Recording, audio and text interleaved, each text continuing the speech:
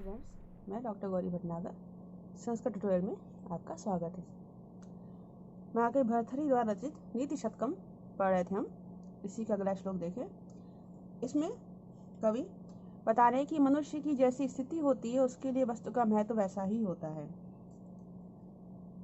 परिक्षीणा कशी स्पृहयति यवानां प्रसृतये सा पश्चात् संपूर्णा कलयति धरित्रीं तरणसमाम अतश्च अनैकान्त्याद् गुरु लघुतया अर्थेषु धैनाम अवस्था वस्तूनि प्रथयति च संकोचति च।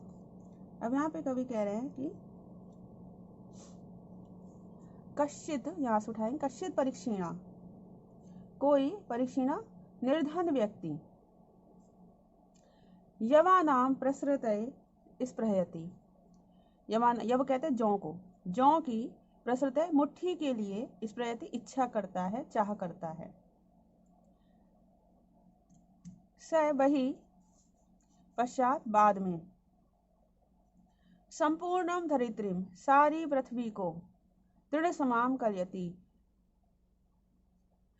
वही बाद में संपूर्ण होने पर मीन्स धनी होने पर धरित्रीम पृथ्वी को दृढ़ समाम कलयति तिनके के समान समझता है।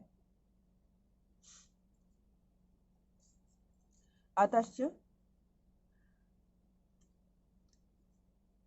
अर्थेषु अनेका अन्यात गुरु लघुतया, अतश्च इसलिए अर्थेषु धनों के अनेका अन्यात अनिश्चित होने के कारण गुरु लघुतया कम या अधिक, अधिक या लघु मीन्स कम, अधिक या कम होने से धनिना धनवानों की अवस्था आर्थिक स्थिति वस्तुनि प्रथयति च संकोचति च, वस्तुओं को बढ़ाती है और घटाती है, अर्थात वस्तुओं को अधिक महत्व देती है या कम महत्व देती है। क्या मतलब हुआ?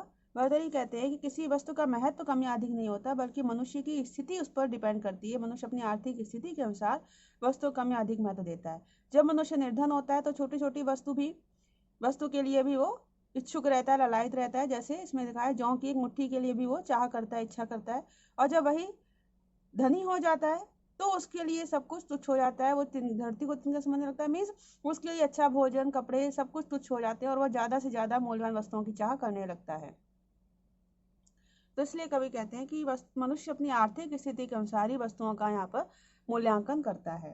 फिर से देखें, कश्चित परीक्षीणा, कोई परीक्षीणा निर्धन व्यक्ति, यवानाम प्रसृतये स्पृहयति, जौ की मुट्ठी के लिए इच्छा करता है, चाह करता है, सा वही पश्चात बाद में संपूर्ण धनी होने पर धनी होने पर धरतीम तृण समाम कलयति, पृथ्वी को तिनके के समान समझता है। अतश्च इसलिए अर्थेषु धनों के अनेकान्यात अनिश्चित होने के कारण गुरु लघुतया अधिक या कम होने से धनीनाम धनी जनों की अवस्था आर्थिक स्थिति वस्तुनि प्रथयति च संकोचति च, वस्तुओं को बढ़ाती है अथवा घटाती है, अर्थात वस्तुओं को अधिक महत्व देती है या कम महत्व देती है। मीन जैसे कि धन की स्थिति होती है कम है या अधिक है, वैसे उनके लिए, मनुष्यों के लिए वस्तुओं का महत्व कम या अधिक होता रहता है। अगला श्लोक देखें। यहाँ कवि राजा को कहते हैं कि प्रजा के उचित प्रकार से पालन करो। राजन दुदुक्षसि यदि क्षितिधेनु मेता तेनादिवस्मेव लोकमं पुषाण तस्मिंश्च सम्यग् अनिशं परिपोषमाणे नाना फले फलति कल्पलते भूमि। अब क्या राजन, हे राजन, यदि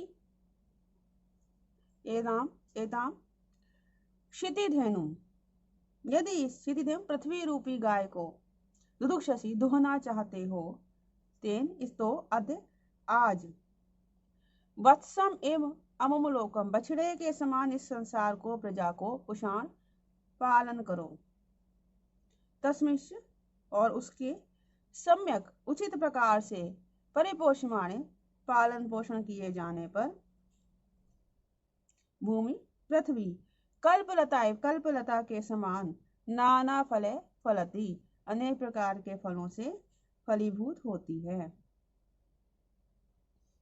मतलब भर्तृहरि राजा को उपदेश देते हुए कहते हैं कि यदि वह अपनी भूमि से अधिक फल चाहते हो, अधिक धन धान्य, अच्छी फसलें चाहते हो, तो उसे अपनी प्रजा का पालन अच्छी प्रकार से करना चाहिए, क्योंकि प्रजा सुखी रहेगी तो पृथ्वी भी उस प्रकार से उसे अधिक धन धान्य दे सकती है। जैसे कि अगर हम बछड़े को अच्छे प्रकार से रखेंगे तो गाय अपने आप ही अधिक दूध देती है, वैसे ही अगर हम प्रजा को अच्छी प्रकार से रखेंगे तो भूमि अपने आप ही अधिक धन धान्य और अच्छी फसलें देगी।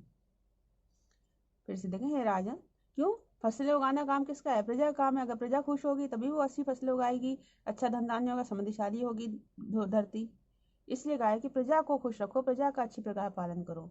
हे राजन, यदि एताम क्षिति धेनुम, यदि इस पृथ्वी रूपी गाय को दुग्धसी धोना चाहते हो, तेन अद्यवस्मेव, तो आज बछड़े के समान अमलोकम, इस संसार का पुषाण पालन करो, इस प्रजा का पालन करो।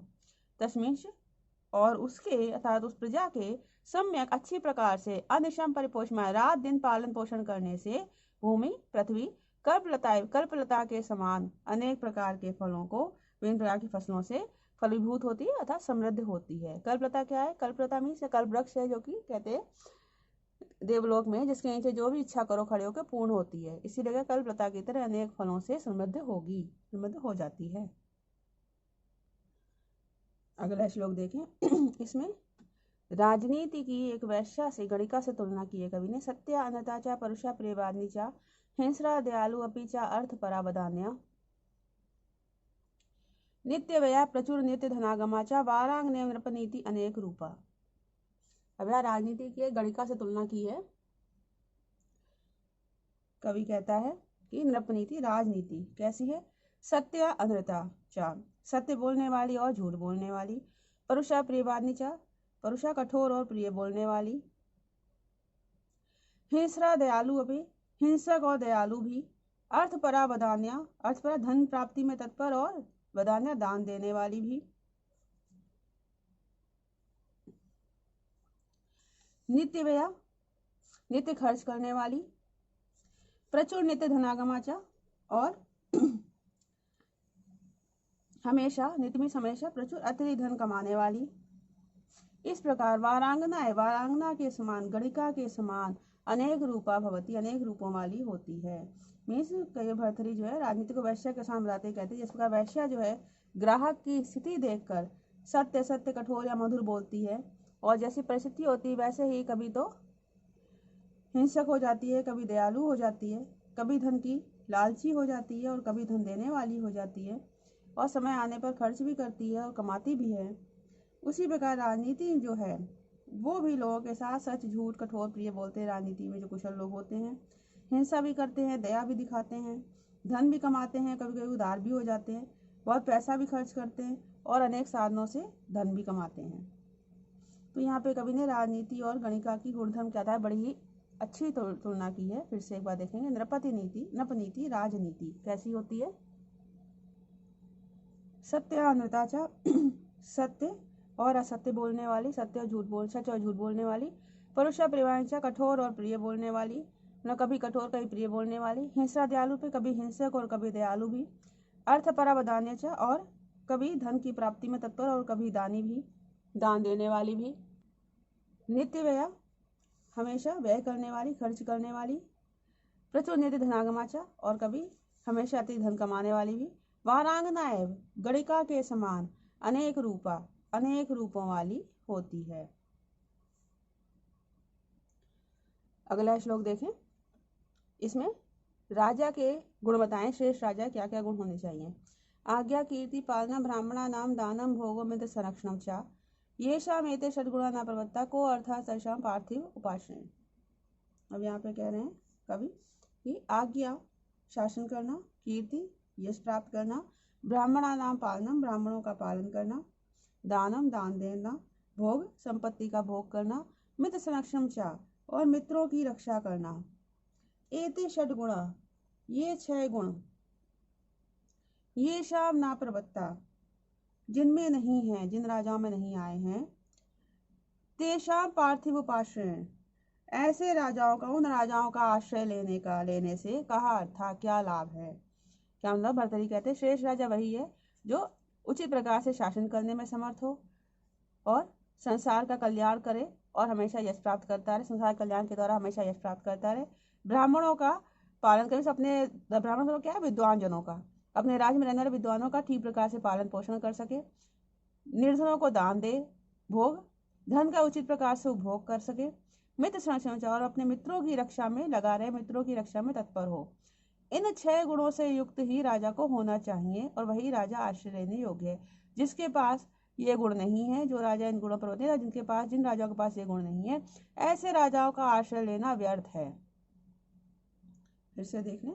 आज्ञा शासन करना मीन्स प्रजापति का शासन करना, कीर्ति यश प्राप्त करना, ब्राह्मणों का पालन करना, दान देना, धन का उचित प्रकार उपभोग करना, मित्र संरक्षण मित्रों की रक्षा करना।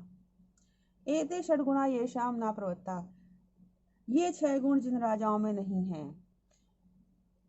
तेषाम पार्थ्योपास्य, उन राजाओं का आश्रय लेने से का अर्थ क्या लाभ है। अगला श्लोक देखें। यहाँ पर कवि कह रहा है कि जो धन संपत्ति है वो व्यक्ति को अपने भाग्य के अनुसार ही मिलती है। यह धात्रा निज भाल पट्ट लिखितम स्तोकम महद्वाधनम तत् प्राप्नोति मरुस्थले अपि नितराम मेरो ततो अनाधिकम तद्धीरो भवित वस्तु कृपणा वृत्ति बथा मा कथा कूपे पश्य प्रयोनिधो अपि घटो ग्रहणादि तुल्यम जलम।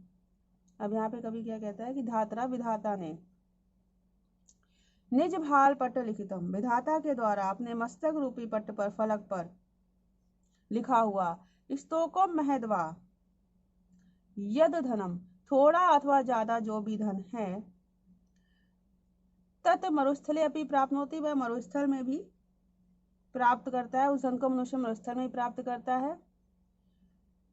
तत् अधिकम, उससे अधिक, मेरो अपीना, उससे अधिक धन मेरो सुमेरु पर्वत तथा स्वर्ण पर्वत पर भी नहीं प्राप्त कर पाता,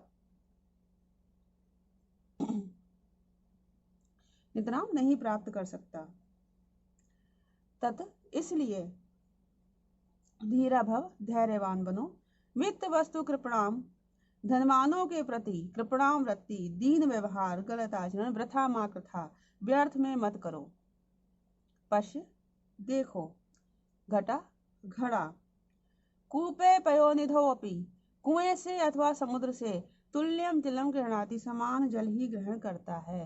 मतलब कवि क्या चाहते हैं कि भगवान ने, विधाता ने मनुष्य के भाग में जितना धन लिखा है वो उसे हर स्थिति में मिलना ही मिलना है। उससे अधिक धन मनुष्य को नहीं मिल सकता, चाहे वो उसके लिए कितना ही प्रयास क्यों ना करे। इसलिए व्यक्ति को धनवानों के सामने दीनता का व्यवहार कभी नहीं करना चाहिए, बल्कि धैर्य के साथ अपना कार्य करते रहना चाहिए। जैसे उदाहरण कवि दिया है, घड़ा जो है उसे चाहे कुएं में आप कुएं से पानी लें उससे, या फिर समुद्र से लें, घड़े में जितनी कैपेसिटी है, जितनी उसकी मात्रा है, वह उतना ही जल ग्रहण करता है। ये तो नहीं कि कुएं से घड़े में कम पानी आएगा और समुद्र में अगर डालेंगे घड़े को तो ज्यादा पानी आ जाएगा। वो घड़े में जितनी कैपेसिटी है, जितनी उसकी क्षमता है, उतना ही पानी उसमें आएगा।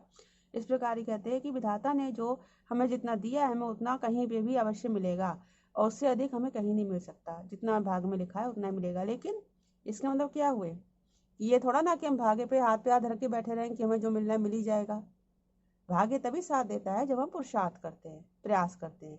ये अब हम भोजन भी करते हैं तो उसके लिए भी मेहनत करते हैं, पुरुषार्थ करते हैं। खाना अपने आप मुंह में नहीं जाता हमारे, उसके लिए भी हम टुकड़ा बनाते हैं, उसको फिर मुंह तक लेके आते हैं। तो इसी प्रकार से मेहनत हमें करनी ही होती है। अब ये बात दूसरी है कि हमें जितनी मेहनत करते हैं कई बार हमें उतना फल नहीं मिलता, तो इसके लिए निराश होने की आवश्यकता नहीं है, बल्कि मेहनत अवश्य करनी चाहिए। भाग्य क्या है, भाग्य हमारी मेहनत ही है। जो पिछले जन्म के हमारे कर्म है वही इस जन्म के हमारे भाग्य हैं। इसलिए कर्म करने में कहीं पीछे नहीं हटना चाहिए, क्योंकि वही हमारा भाग्य बनता है। ठीक है, फिर से देखें।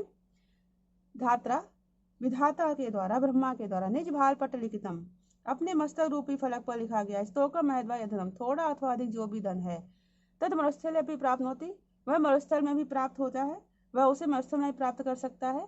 ततो अधिकम, उससे अधिक, ततो अधिकम उससे अधिक, मेरो ना नित्रा, नित्रा मेरो ना, उससे अधिक धन सुमेरु पर्वत से भी प्राप्त नहीं हो सकता, स्वर्ण पर्वत से भी प्राप्त नहीं हो सकता, स्वर्ण पर्वत पर भी प्राप्त नहीं कर सकता। तद धीर भव, इसलिए धैर्यवान बनो, वित्त वस्तु कृपणा वृत्ति वृथा मा कृथा, धनवानों के प्रति दीनता का आचरण व्यर्थ में मत करो। पश्य देखो, घटो घड़ा, कूपे पयो निधो अपि, कुएं से अथवा समुद्र से भी, तुल्यम जलम गृह्णाति, एक समान जल ही ग्रहण करता है।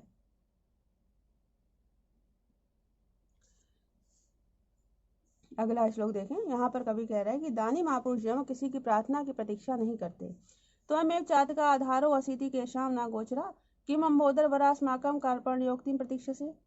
अब यहाँ कवि जो है मेघ के माध्यम से, बादल के माध्यम से कह रहे हैं कि अम्बोदरवर, वर्मी श्रेष्ठ, अम्बोदरवर हे श्रेष्ठ मेघ, तुम एव चातका आधारासि, तुम ही चातक पक्षियों के आधार हो।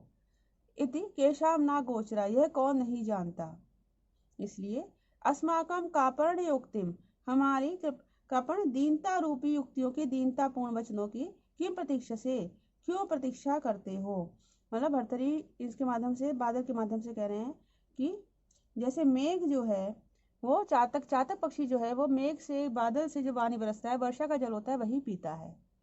तो इसके लिए कवि कह रहे हैं कि तुम चातकों के आधार हो, तो तुम उनके बुलाने की, उनके कहने की प्रतीक्षा क्यों करते हो, क्योंकि तुम चातकों का आधार, तुम्हें पता है कि चातक तुम्हारे ही जल का पान करते हैं, तो तुम उनको समय समय पर जल देते रहा करो। तुम उनकी प्रतीक्षा क्यों करते हो कि वो तुम्हें बुलाएं, तब तुम उनको जल दो। इसी प्रकार इसके माध्यम से कवि कहते हैं कि धनवान व्यक्ति ही जो है निर्धन व्यक्तियों के आधार हैं, उनकी सहायता करने वाले हैं। तो धनी व्यक्तियों की प्रतीक्षा नहीं करनी चाहिए कि निर्धन व्यक्ति याचक बनकर उनसे मांगे तभी वह उन्हें धन दें, बल्कि उन्हें स्वयं याचकों को यथासमय दान देना चाहिए। तो अम्बोदरवर हे श्रेष्ठ मेघ, तुम चातका आधारसि, तुम ही चातक पक्षियों के आधार हो। इति केशाम ना गोचरा, ये कौन नहीं जानता। इसलिए अस्माकम कापण युक्तिम, हमारी कृपणतापूर्ण, दीनतापूर्ण बातों की, वचनों की, किम प्रतीक्षा से, क्यों प्रतीक्षा करते हो। मतलब कवि ने जो है दानी पुरुषों को स्वयं ही दान देने के लिए प्रेरणा दी है, प्रेरित किया है कि उन्हें समय समय पर स्वयं ही दान देते रहना चाहिए। इसकी प्रतीक्षा नहीं करनी चाहिए कोई याचक उनके द्वार पर आए और उनसे मांगे। इस वीडियो में इतना ही। साथ बने रहने के लिए धन्यवाद।